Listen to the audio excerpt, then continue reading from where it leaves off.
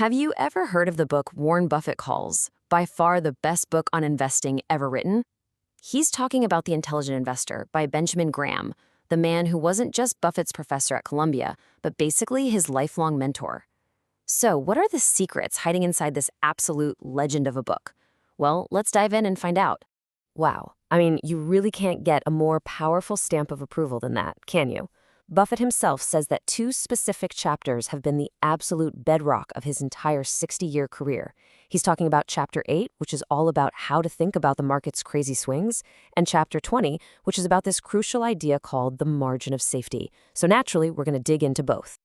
Okay, so a 648-page book, that's a lot. The big question is, how do we possibly boil all of that genius down into just a few key takeaways? Well, the good news is, Graham's wisdom really comes down to a handful of incredibly powerful, game-changing concepts that are just as important today as they were when he first wrote them. All right, first things first. To really get Graham's philosophy, you have to meet someone. He's a character, to say the least. This is probably Graham's most famous and brilliant analogy, so let's get introduced to a guy named Mr. Market. Okay, so picture this. You own a piece of a business, and you have this partner, Mr. Market. The thing is, your partner is, well, he's a little unstable. He's a total manic depressive. And every single day, he shows up and names a price. He'll either offer to buy your share from you or sell you his share. And this guy, he has absolutely no middle ground. Some days, he's euphoric. He's convinced the business is the greatest thing ever and offers you a ridiculously high price for your shares. Then the very next day, he's in a total panic, thinking the world is ending, and he offers to sell you his shares for pennies on the dollar. So Graham poses a really simple question. Would you let that guy's mood swings dictate your financial future? No way, right? Of course not. And right there, that's the whole point. You have zero obligation to deal with Mr. Market. In fact, most of the time, you should just ignore him completely. But his crazy moods create incredible opportunities. The secret is to flip the script. You use his irrationality to your advantage. You buy from him when he's freaking out, and you sell to him when he is way too excited. This whole idea of dealing with Mr. Market leads us right into Graham's next big question. And it's something you have to ask yourself before you even think about buying a stock. Who are you? Are you an investor, or are you a speculator? Because believe me, the difference is night and day. Here's how Graham breaks it down. An investor sees a stock as what it really is, a tiny piece of ownership in an actual business. They care about how that business is doing. A speculator, on the other hand, they couldn't care less about the business. They're just betting on which way the price will wiggle. They're basically trying to guess the mood of our crazy friend, Mr. Market. You see how this changes everything? For the intelligent investor, a stock market crash isn't a catastrophe, it's a Black Friday sale. It's Mr. Market having a meltdown and offering you wonderful businesses at a huge discount. Any other time, when prices are just bouncing around meaninglessly, the investor can just tune out the noise and get on with their life. Now, Graham was a realist. He knew that not everyone has the time or the desire to become a full-time financial analyst, so he laid out two very different paths for the intelligent investor. Let's dig in, and you can see which one feels more like you. So, you've got two choices on the menu. Path number one is the defensive investor. Think of this as the safety-first approach.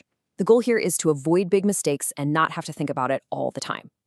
Path number two is the enterprising investor.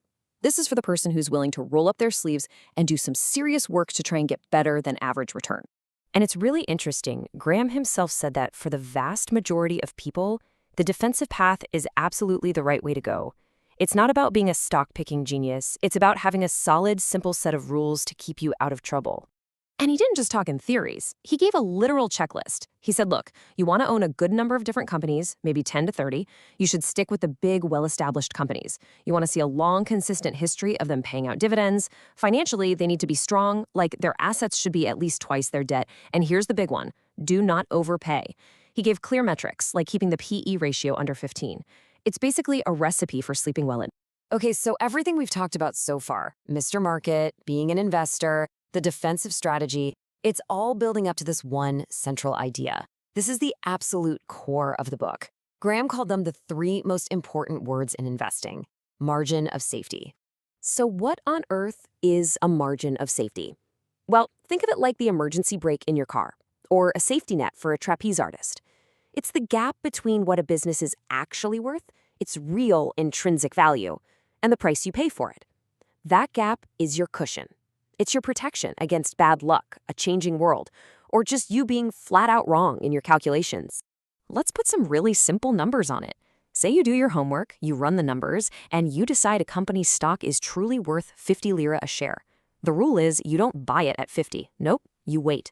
You wait for Mr. Market to get all pessimistic and offer it to you for 40. That 10 lira difference? That's your margin of safety. That's your room for error. Okay, so let's take a step back. We've met our moody partner, Mr. Market. We've decided what kind of player we want to be in the game. And we have our ultimate shield, the margin of safety.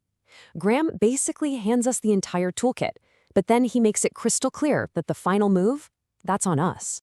When you really strip it all away, it all comes down to two simple things. First, the research. You have to be willing to do the work to figure out what a business is really worth. And second, discipline. You have to have the patience to sit and wait for the market to give you the price you want, a price that includes that all-important margin of safety. And this is just so crucial to get.